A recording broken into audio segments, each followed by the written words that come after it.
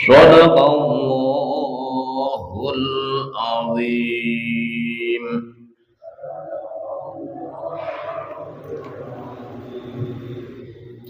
Hadirin rahimakumullah.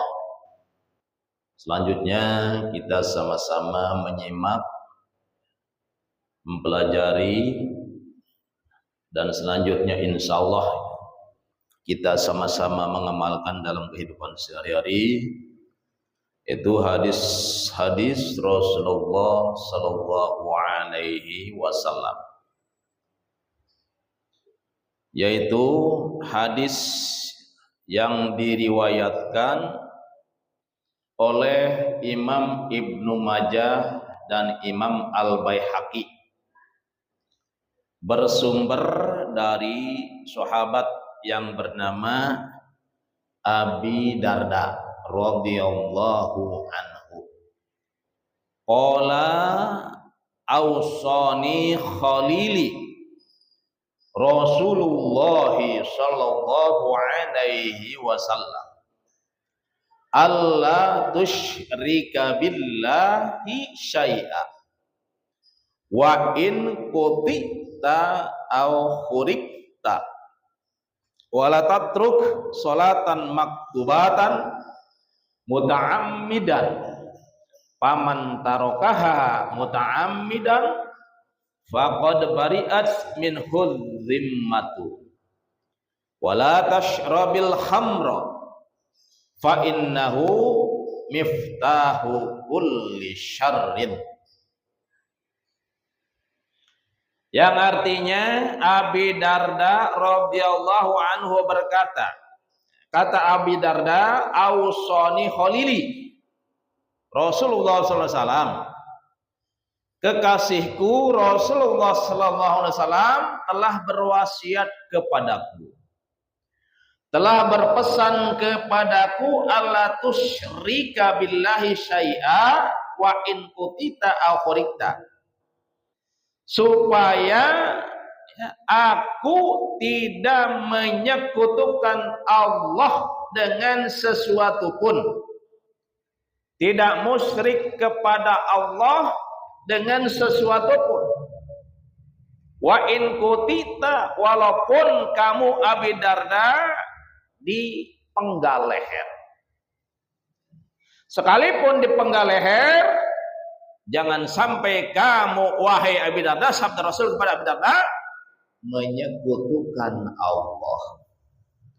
Al-Hurikta, atau sekalipun kamu dibakar hidup-hidup. Nah, jadi ini luar biasa ya.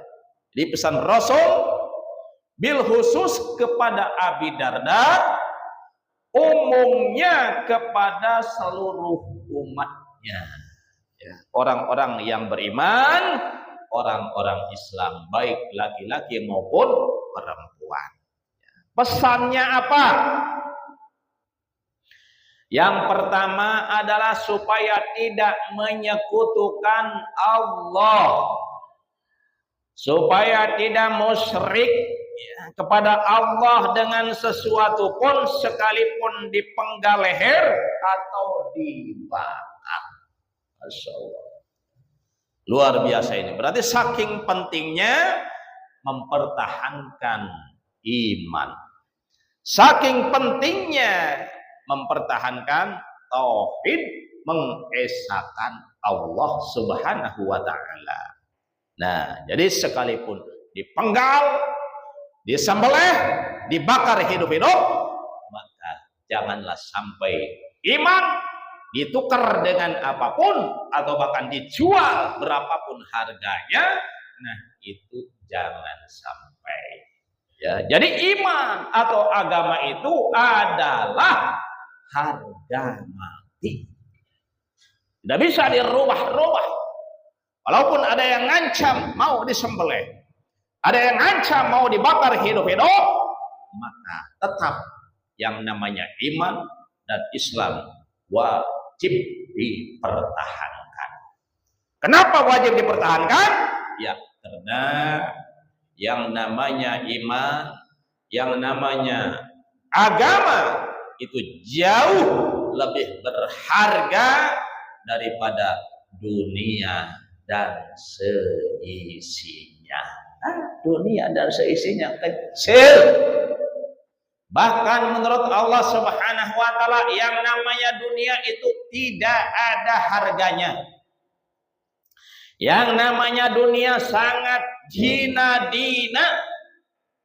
Sebab di dalam hadis lain dijelaskan ya, yang artinya andai kata sabda Rasulullah, dunia ini harganya sama dengan sayap nyamuk.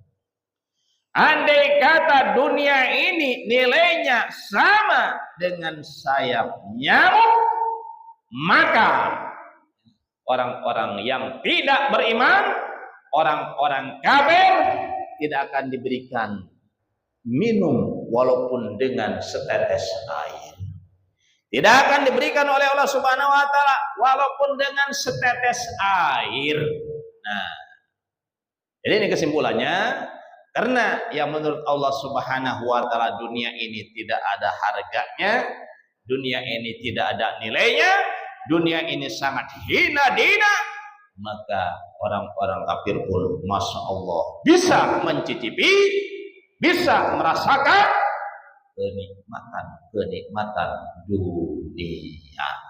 Ya, luar biasa. Makanya ya kita wajib mempertahankan iman, pertahankan agama walaupun ancamannya sangat berat, mau dipenggal leher atau dibakar hidup-hidup. Luar biasa. Nah, ini contohnya siapa yang mempertahankan iman sampai digodok hidup-hidup, tetapi beliau tetap pertahankan iman, yaitu salah satunya Masito, ya, Siti Masito dan keluarganya. Masya Allah. Kapan? Di zaman Nabi Musa alaihi salam. Jadi singkat cerita, ketika Nabi Shallallahu Alaihi Wasallam diisrokan dari Masjidil Haram ke Masjidil Aqsa, di perjalanan beliau diperlihatkan oleh Allah Subhanahu Wa Taala min ayatina. Perlihatkan apa? Perlihatkan tanda-tanda kebesaran Allah.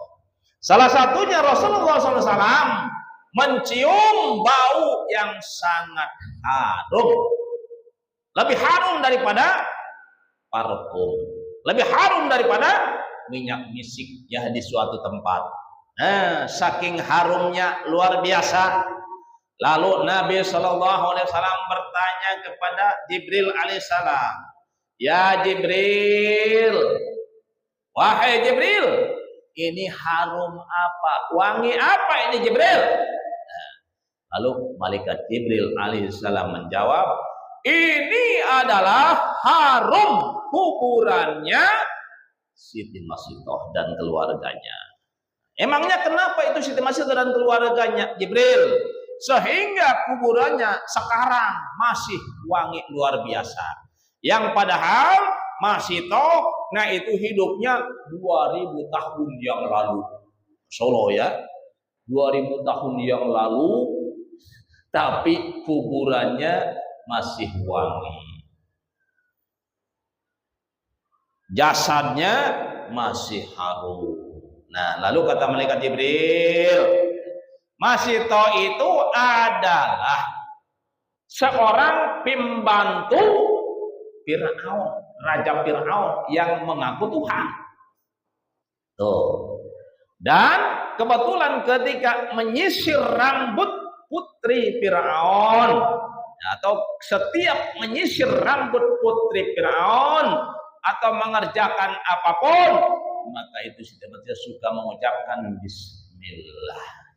Nah, lalu kedengaran sama putri Fir'aun, ditanya oleh putri Fir'aun, wahai Masito, apakah engkau mempunyai Tuhan selain Bapakku?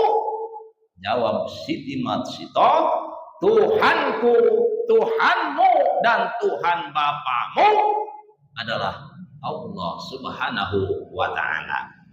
Lalu dilaporkan bukan oleh putri Firaun kepada bapaknya, wahai ayahku, masih toh mengaku mempunyai Tuhan selain ayah. Kata Firaun, betulkah itu? Ya betul ayah. Dia mengaku mempunyai Tuhan selain ayah. Bahkan kata dia, Tuhan ayah itu adalah Allah Subhanahu wa taala. Lalu Masito dipanggil ya oleh Firaun. Wahai Masito, kemarilah. Masito pun nurut ya, nyamperin sama Firaun. Apakah kamu mempunyai Tuhan selainku? Kata Masito atau jawab Masito, Tuhanku dan Tuhanmu adalah Allah Subhanahu wa taala. Masya Allah. Lalu dipaksa tuh kan. Masito dipaksa supaya murtad. Masito dipaksa supaya mengakui Tuhan kepada Firaun. Tetapi Masito tetap dalam pendiriannya, yaitu mempertahankan iman, mempertahankan tauhid, ya tidak mau berubah sedikit pun. Lalu diancam oleh Firaun, kalau kamu tidak mau meninggalkan agamamu, beriman kepada Allah dan Rasulnya yaitu Musa, maka akan aku godong kamu hidup-hidup. Oh ya silahkan Firaun, jawab Masito. Ya, lalu singkat cerita itu kan Firaun biasa kepada penggawa-penggawanya bahwa suruh menyalakan api. Di atasnya ditaruh kuali yang sangat besar, Masya Allah. Terus dituangkannya air ke kuali tersebut, di bawahnya dinyalakan api sehingga setelah mendidih, nah itu keluarga Masito suruh menceburkan diri ya ke dalam air yang sedang mendidih. Terus suaminya kecebur ya, langsung mati. Anaknya yang sudah gede. Nah, terus yang terakhir tinggal Masito dan anaknya yang masih netek, yang masih bayi. Kebetulan anaknya yang masih bayi saat itu sedang netek. Terus Masito dalam pikirannya, waduh, ada rasa kasihan kepada anaknya. Ya, jadi Masito ada rasa kasihan kepada anaknya sehingga ketika mau loncat ke dalam air yang sedang mendidih, Masito ragu-ragu. Tiba-tiba anaknya yang belum bisa ngomong. Wahai ibu, kita berada dalam pihak yang benar, jangan ragu-ragu ibu, silahkan loncat ibu.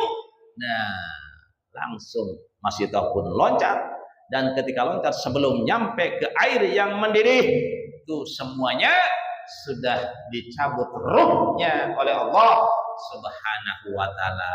Dan ketika mencebur ke dalam air yang mendidih, itu sudah menjadi mayit, sudah tidak bernyawa lagi, sehingga tidak merasakan ya, semuanya tidak merasakan panasnya api mendidih. Nah, itu luar biasa ya. Nah, ini adalah pelajaran buat kita ya, kita pun harus seperti Masito dalam mempertahankan iman, dalam mempertahankan tauhid, dalam mempertahankan agama ya, sehingga walaupun diancam dengan ancaman yang sangat berat, yaitu walaupun dipenggal leher, walaupun dibakar hidup-hidup, tetap iman jangan sampai berubah ya, agama jangan sampai dijual, agama jangan sampai ditukar. Insyaallah ya, luar biasa. Terus selanjutnya pesan Rasulullah SAW, wahai Abi Darda, wala tatruk sholatan maktubatan muta'amidan. Janganlah kamu meninggalkan sholat fardu, sholat 5 waktu dengan sengaja. Jangan, wahai Abi Darda. Nah, ini kepada kita semua ya. Jadi khususnya kepada Abi Darda dan umumnya kepada kita semua sebagai umatnya sampai hari kiamat, itu supaya tidak meninggalkan sholat 5 waktu dengan sengaja. Bukan? Lalu apakah ada yang sengaja? Ada yang tidak sengaja? Ada. Jadi meninggalkan sholat secara tidak sengaja atau dengan tidak sengaja, nah itu cuma ada dua. Ada dua macam. Yang pertama lupa, ya sama sekali lupa nih umpamanya. Dari jam 11 lupa. Tuh, padahal nggak tidur ya, cuma lupa doang. Ingat-ingat jam 3:30 udah masuk asar. waduh dohor ketinggalan nih karena lupa gitu kan, masya Allah. Oh saking bagaimananya mungkin ya, masya Allah itu sampai lupa dengan sholat duhur. Ya sudah masuk asar ternyata masih belum sholat duhur karena lupa. Nah ini mah berarti namanya tidak sengaja, ya, meninggalkan sholat tidak sengaja. Lalu apakah dosa atau enggak? Nah ini enggak dosa. Ya kenapa? Karena lupa. Tetapi walaupun enggak dosa, tetap yang namanya sholat wajib, sholat fardu itu wajib diqodho. Pokoknya ingat sudah 3:30 ya udah ambil wudu lalu sholat duhur ya 3:30. Nah qodho sholat fardu zuhri 4 rakaat mustaqbilal qiblati qodho'an lillahi ta'ala. Beres sholat duhur langsung sholat asar seperti itu ya, walaupun tidak dosa tetap harus diqodho, bahkan wajib diqodho. Yang kedua karena tidur, meninggalkan sholat yang dimaafkan ya, artinya tidak berdosa. Yang kedua adalah karena ketiduran. Nah, ini bukan sengaja namanya. Jam 11 siang umpamanya tidur, bangun-bangun jam 4, kan itu dohor lewat tuh. Nah ini gimana hukumnya? Apakah berdosa atau tidak? Tidak berdosa jawabannya. Kenapa? Ya karena tidak sengaja ketiduran ya, atau tidur memang jam 11 tidur gitu kan, sengaja ngantuk.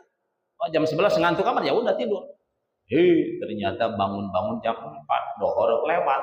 Nah, ini pun sama.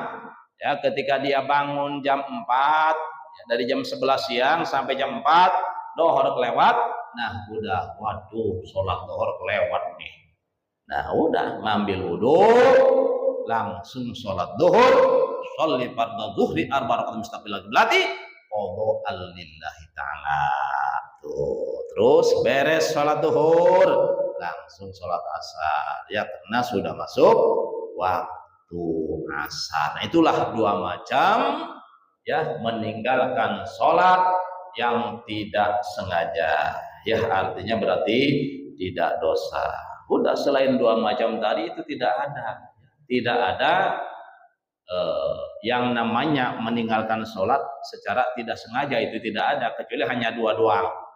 Selain yang dua berarti itu namanya muta'ammidan, gitu kan? Meninggalkan sholat dengan sengaja. Paman tarokaha muta'ammidan faqad bari'at min khudimatu. Dan barang siapa yang meninggalkan sholat 5 waktu dengan sengaja, maka sesungguhnya dia telah bebas daripada tanggung jawab Allah Subhanahu wa ta'ala. Masya Allah ya, tidak akan ditanggung oleh Allah Subhanahu, artinya dosanya sangat besar.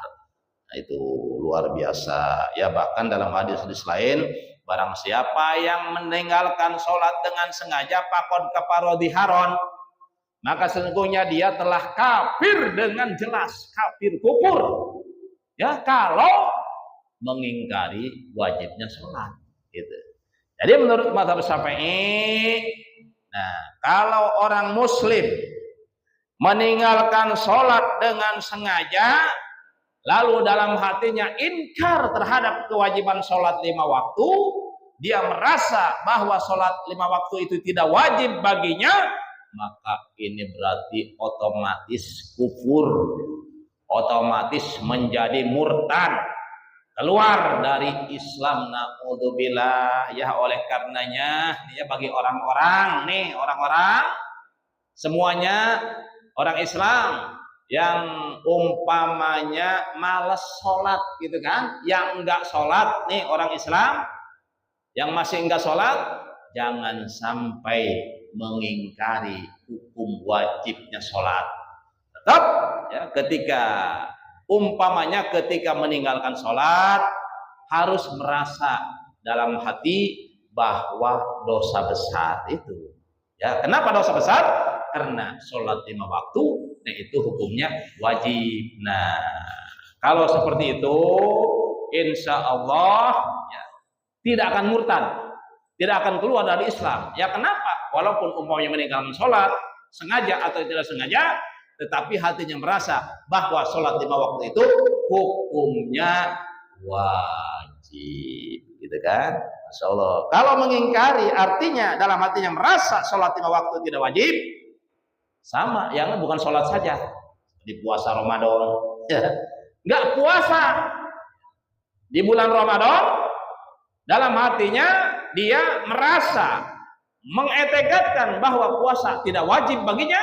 Nah, ini pun sama murtad. Ya, pokoknya semua ibadah yang diwajibkan, apalagi yang berada dalam rukun Islam, ya sholat, zakat, puasa, haji, umpama. Nah, itu jangan sampai mengetekadkan dalam hati bahwa ibadah-ibadah tersebut tidak wajib. Jangan. Ya, kalau mengintegrasikan tidak wajib dalam hatinya, nah ini murtad hukumnya, keluar dari Islam. Baik ibadah sholat wajib maupun ibadah-ibadah yang lainnya yang diwajibkan oleh Allah Subhanahu wa Ta'ala, yang diwajibkan oleh agama. Pesan yang terakhir, pesan Rasulullah SAW kepada Abi Darda, khususnya umumnya kepada seluruh umatnya, wala tasrabil hamra fa innahu miftahu kulli syarin. Dan janganlah kamu meminum khamr, meminum narkoba, karena sesungguhnya narkoba miftahu kulli syarin, itu kunci segala kejahatan. Kuncinya segala keburukan adalah narkoba. Ya. Jadi artinya kalau seseorang sudah mengkonsumsi arak dan sejenisnya, ya, minuman-minuman atau makanan-makanan yang memabukkan, merusak akal, maka dia tidak menutup kemungkinan untuk berbuat keburukan-keburukan yang lain. Ya, seperti halnya berzina atau membunuh. Nah, ini bisa jadi. Wah, umpamanya tidak pergi ke tempat pelacur, nggak ngajablay, walaupun nggak ngajablay, ya, dengan istrinya tidak menutup kemungkinan orang yang sedang mabok, ya, yang akalnya dirusak dengan miras, tidak menutup kemungkinan walaupun bersetubuh dengan istrinya. Nah, ini hukumnya zina. Kenapa hukumnya zina? Ya karena bisa jadi orang yang mabok karena miras, ya, maboknya sengaja karena mengkonsumsi miras, bisa jadi ketika dia mabok sebelum bersetubuh dengan istrinya menceraikan istrinya secara tidak sadar. Ini bisa jadi, ya. Jadi karena istrinya sudah diceraikan ketika dia mabok dan masih mabok bersetubuh, nah ini berarti hukumnya berzina. Kenapa berzina? Karena istrinya sudah dicerai. Masya Allah, ya, secara tidak sadar. Kenapa tidak sadar? Karena dia dalam keadaan mabok. Nah itu, ya, Masya Allah. Atau bisa membunuh. Ya, ini dikisahkan Sayyidina Utsman yang mengisahkan, ya, radhiyallahu anhu. Ya, kata beliau, nih ada laki-laki yang soleh, ya, laki-laki soleh, punya kekasih, punya pacar jablay. Solo nih, hati-hati ya punya pacar jablay, bahaya nih, ya. Nah, jadi dalam ceritanya, dalam kisahnya, tuh kan, singkat cerita, tuh si laki-laki soleh tadi yang rajin ibadah diundang oleh kekasihnya yang jablay melalui utusannya. Ya, jadi kekasih orang soleh tadi mengutus seseorang wanita, ya, kepada kekasihnya yang soleh supaya datang ke rumahnya. Tujuannya apa? Ya, dalam undangannya untuk menjadi saksi. Itu dalam surat undangannya. Jadi biasalah kepada YTH kekasihku, kepada YTC mungkin ya, pada YTC kekasihku Anu, yang namanya Anu ya, di kampung Anu, dengan segala hormat dimohon datang ke tempat saya. Ya. Maksud dan tujuan adalah untuk menjadi saksi. Oh, namanya diundang sama kekasih, ya. Diundang sama pacar. Oh, girang sekali kan mungkin. Dia bergembira, ya. Atau bangga, kenapa? Karena diundang oleh pacarnya yang sangat cantik, tapi jablay. Singkat cerita sampai rumahnya, biasa ngetok pintu, Assalamualaikum, terus suruh masuk sama kekasihnya yang jablay. Lalu setelah masuk, itu pintu dikunci. Di situ di dalam rumahnya tidak ada siapapun kecuali pacarnya, dia, dan anak yang masih kecil. Gitu kan? Seorang anak kecil, berarti 3 orang.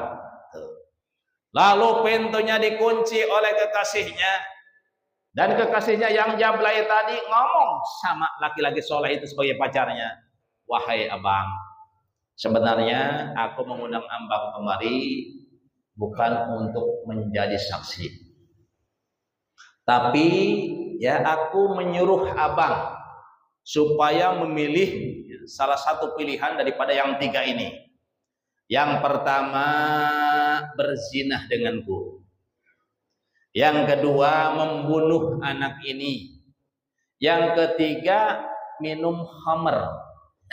Minum arak. Silahkan kamu pilih salah satu. Kalau kamu tidak mau milih, saya akan berteriak bahwa engkau adalah orang jahat, bahwa engkau adalah mau maling, supaya digebugin oleh masyarakat, oleh massa. Ya, si laki-laki soleh tadi mikir-mikir dalam hatinya, waduh, kalau tidak nurut ya takut diteriaki. Ya, nurut bagaimana? Ya, semuanya dosa besar, kan? Berzina dosa besar. Lalu membunuh apalagi lebih besar dosanya. Nah, dia pikir yang paling kecil gitu kan di antara ketiga dosa besar. Nah, ini adalah minum arak. Dia pilih minum arak. Udahlah, minum arak, karena saya pilih minum arak. Oh ya, silahkan minum arak. Nah, setelah minum arak, lalu dia mabuk. Akalnya rusak ya, oleh arak.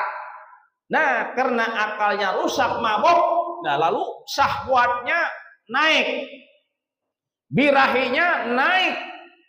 Lalu dia mengajak. Tadinya ditawarin oleh pacarnya, nah sekarang karena syahwatnya naik akibat daripada pengaruh narkoba, lalu dia yang ngajak berzina sama pacarnya. Singkat cerita, berzina. Masya Allah. Setelah berzina, langsung ngebunuh anak kecil tadi. Ya, jadi luar biasa. Makanya dalam hadis ini dikatakan bahwasanya fa innahu miftahu kulli syarrin. Janganlah kamu mengkonsumsi narkoba, mengkonsumsi arak, karena arak dan sejenisnya yang memabukkan itu adalah miftahu kulli syarrin, kuncinya segala kejahatan, kuncinya segala keburukan. Na'udzubillah, tsumma na'udzubillah. Oh, bahkan di zaman Bani Israel ada seorang wali, ini akibat narkoba juga nih awalnya. Seorang wali namanya Barsiso. Barsiso itu Masya Allah ibadah selama 120 tahun.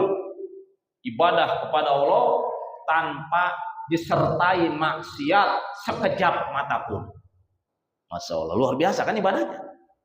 Sehingga jangankan dia, jangankan Barsiso, bahkan siswa-siswanya, santri-santrinya yang jumlahnya 60.000 orang pada saat itu semuanya bisa terbang, bisa jalan di atas angin. Semua muridnya, semua santrinya. Nah, itu wasilah berkah ibadahnya bersisok. Masya Allah. Sehingga bukan hanya penduduk bumi yang kagum terhadap ibadahnya bersisok, bahkan para malaikat pun, penduduk langit pun, semuanya merasa kagum ya, terhadap ibadahnya bersisok. Nah, para malaikat kagum. Lalu Allah berfirman kepada malaikat, wahai malaikatku, jangan aneh melihat bersisok. Ya, karena dia ujung-ujungnya, kata Allah ya kepada malaikat, akan masuk neraka. Nah, zaman dulu itu iblis bisa naik ke langit, bisa mondar-mandir ke langit ya untuk mendengar berita-berita langit. Iblis tuh. Kebetulan pada saat itu iblis mendengar berita tadi, firman Allah tadi kepada malaikat, bahwasanya bersisok ujung-ujungnya akan masuk neraka, akan mati kafir. Ya naudzubillah, subhanallah. Terdengar bersama iblis. Wah, kata iblis, iblis girang, iblis bangga. Nah, kata iblis dalam hatinya, wah, ini proyek besar nih bagi saya nih. Ya, langsung singkat cerita, iblis menjelma menjadi abid, menjadi orang yang ibadah. Ya pakai gamis, biasanya pakai sorban. Terus uluk salam ke rumah Barsiso, ke majelisnya Barsiso. Assalamualaikum. Jawab Waalaikumsalam. Ya. Bolehkah saya masuk? Boleh. Ya silakan masuk. Nah, terus kata iblis setelah masuk, setelah dipersilakan duduk, sebenarnya saya kesini mau ikut beribadah dengan Anda. Kata iblis itu kan kepada Barsiso. Oh, siapa yang melarang ibadah itu bagus, kata Barsiso. Iya silakan. Karena ibadah adalah bagus, ibadah adalah perintah Allah Subhanahu wa taala. Kan? Masya Allah. Terus iblis ibadah 3 hari 3 malam. Terus dia berzikir kepada Allah tanpa tidur, makan, minum tanpa ya. Enggak makan, enggak tidur, enggak minum selama 3 hari 3 malam. Terus berzikir terus kepada Allah, ibadah terus kepada Allah Subhanahu wa taala. Sehingga Barsiso kagum. Ya, Barsiso yang hebat. Masya Allah, menjadi buah bibir bukan hanya di bumi, bahkan sampai ke penduduk langit. Saking hebatnya Barsiso, saya tidak kuat makan, saya tidak kuat meninggalkan makan dan minum, meninggalkan tidur. Nah, lalu nanya resepnya, wahai Kisana, ini Kisana apa resepnya sehingga bisa ibadah seperti itu, sampai lupa makan, sampai lupa minum, sampai lupa tidur. Nah, ini resepnya bagaimana? Ya kata Barsiso. Terus kata iblis tadi yang menjelma sebagai manusia. Nah, ini gampang sebenarnya. Kalau pengen ibadah seperti saya, sehingga lupa makan, lupa tidur, lupa minum, ya terus ya ibadah dengan khusyuk, ini resepnya gampang. Resepnya apa? Saya mau seperti Anda, kata Barsiso. Gampang ya. Udah, kamu harus buat dosa dulu. Kamu harus berbuat dosa dulu. Ya, nanti bertobat kepada Allah. Allahumma tawwabur rahim, kata iblis. Maha penerima tobat, katanya gampang. Ya, lalu dosa apa yang harus saya perbuat? Udah, membunuh aja membunuh. Waduh, kalau membunuh saya nggak mau, terlalu besar dosanya, kata Barsiso. Ya, kalau nggak mau bunuh, udah zina aja, zina lah, berzina. Berzina juga besar dosanya, saya nggak mau lah. Nah, udah ada yang lebih kecil dari itu, ya, walaupun dosa besar, tapi lebih kecil daripada dosa keduanya. Lebih kecil daripada apa? Membunuh dan berzina. Apa itu? Udah, minum arak aja. Nah, Allahumma ghafurur rahim, Maha Pengampun, Maha Penyayang, Maha Penerima tobat. Nanti kamu setelah minum arak, nah bertobat kepada Allah, pasti tobatmu diterima, kata iblis. Yang menjelma sebagai manusia. Mikir-mikir Barsiso. Oh iya nih, minum arak tidak terlalu besar dosanya. Tidak seperti dosa membunuh, tidak seperti dosa mencina, ya atau berzina. Nah, udahlah Barsiso mau. Lalu kata Barsiso, nah, tertarik tuh dengan arak Barsiso. Kemana saya mencari arak? Udah ke sono, ke warung remang-remang itu kan sono banyak no di kota anu.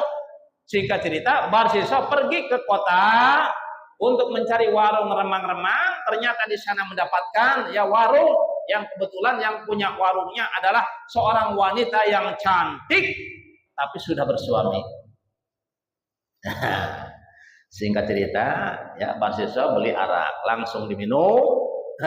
Setelah diminum, beler, ya, mabok, setelah mabok, nah itu memperkosa tukang warungnya yang cantik, ya, tukang warungnya diperkosa oleh Barsiso, dan setelah diperkosa takut ketahuan, ya, dalam hati Barsiso langsung dibunuh oleh Barsiso.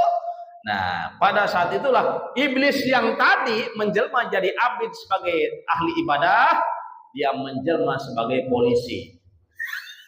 Lalu ditangkapnya Barsiso, dilaporkan kepada raja, langsung dihukum. Ya, yang pertama hukum cambuk 100 kali, hukuman zina, ya karena masih belum kawin, ya, Barsiso masih perjaka, ya kan? Terus yang kedua 80 kali sebagai hukuman minum arak. Tuh. Terus ditambah hukuman membunuh, disalib. Ya. Nah, habis dicambuk 180 kali, karena hukuman itu 2 pasal, yang pertama berzina dan yang kedua minum arak, yang ketiga membunuh, 3 pasal, ya, pasal berlipat ini. Barsiso disalib, dijilid, dicambuk 180 kali. Barsiso belum mati, ya, masih belum mati. Kalau mati ya syahid pada situ, ya, kalau seandainya Barsiso mati gitu ketika dijilid. Terus disalib. Nah, ketika disalib datanglah iblis yang tadi. Waduh, bagaimana kawan? Nah, beginilah kata Barsiso, orang yang ngikutin teman yang jahat, teman yang buruk. Lalu kata iblis, apakah kamu mau diturunkan dari salib? Oh, tentu saya mau. Nah, tapi ada syaratnya, kata iblis yang menjelma lagi, ya. Syaratnya apa? Katakanlah syaratnya. Syaratnya kamu harus sujud kepadaku, kata iblis itu kan. Masya Allah. Terus jawab Barsiso, bagaimana saya mau sujud sedangkan saya aja disalib? Bari, ya, sambil menangis mungkin, ya, Barsiso sambil bersedih, bagaimana saya mau sujud, keadaan saya ini kan sedang disalib, nggak bisa apa-apa. Terus kata iblis, gampang, pakai isyarat saja, pakai isyarat. Nah, lalu singkat cerita, Barsiso sujud kepada iblis dengan isyarat. Habis sujud dengan isyarat, langsung dicabut ruhnya oleh Allah Subhanahu wa taala. Dicabut nyawanya oleh Allah Subhanahu wa taala, sehingga Barsiso yang ibadah selama 120 tahun tidak disertai maksiat walaupun hanya setiap netra, ya, dan memang pangkatnya pada saat itu adalah wali Allah, ya, sehingga murid-muridnya yang 60.000 itu semuanya bisa jalan di atas angin wasilah berkah ibadahnya Barsiso, tapi mati dalam keadaan suul khatimah. Na'udzubillah summa na'udzubillah. Ini pun menjadi pelajaran buat kita, ya. Artinya kita nih orang sekarang, orang beriman, jangan sampai menyepelekan dosa walaupun dosa itu kecil.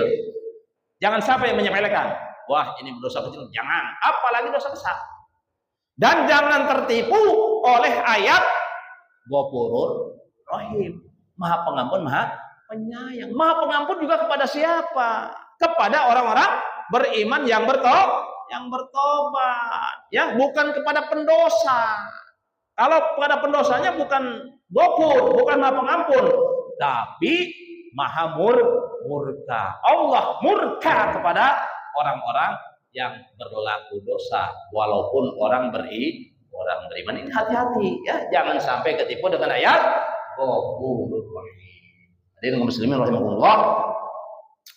Mungkin itulah yang bisa saya sampaikan kesimpulannya ayat tadi, ya. Jangan sampai tertipu dengan ayat Allah Tawwabur Rahim atau Ghafurur Rahim, dan jangan sepelekan dosa walaupun dosa kecil. Nah, itu bahayanya luar biasa. Khawatir, ya, kita mati dalam keadaan berbuat dosa, khawatir.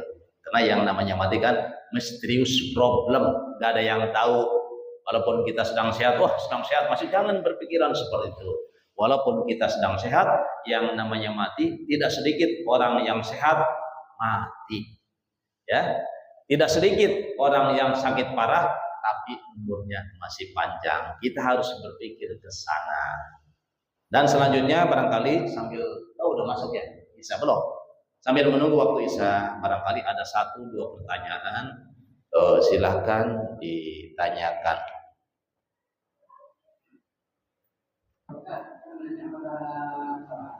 Silakan.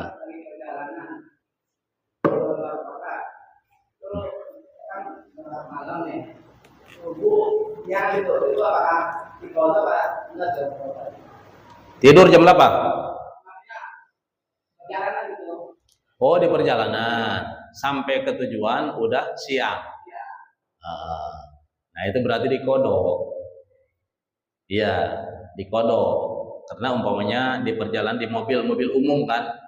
Ya kalau mobil umum, iya travel kan sama umum lah. Jadi nggak bisa sekendak kita ya. Kalau mobil pribadi kan kita bisa mampir ke area. Wah subuh nih mampir dulu ke area.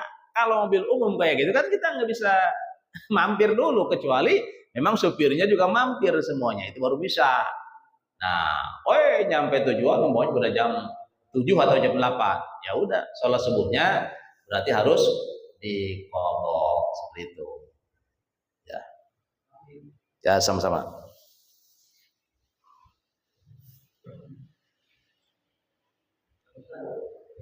Ya, waalaikumsalam, silakan.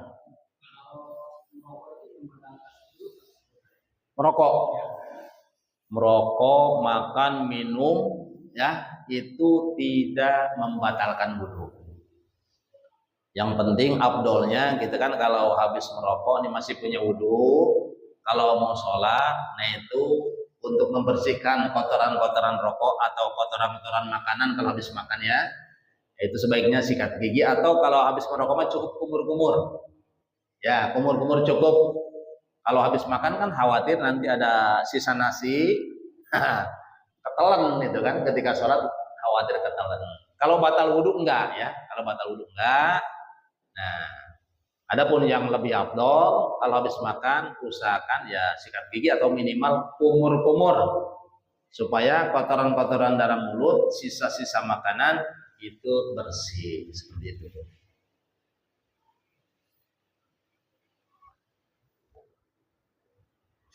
Cukup? Ya, mari kita tutup pengajian kita dengan membaca doa kepada majelis. Bismillahirrahmanirrahim. Subhanakallahumma wa bihamdika asyhadu an la ilaha illa anta astaghfiruka wa atubu ilaik. Usikum wa nafsi bitaqwallah. Wassalamu alaikum warahmatullahi wabarakatuh.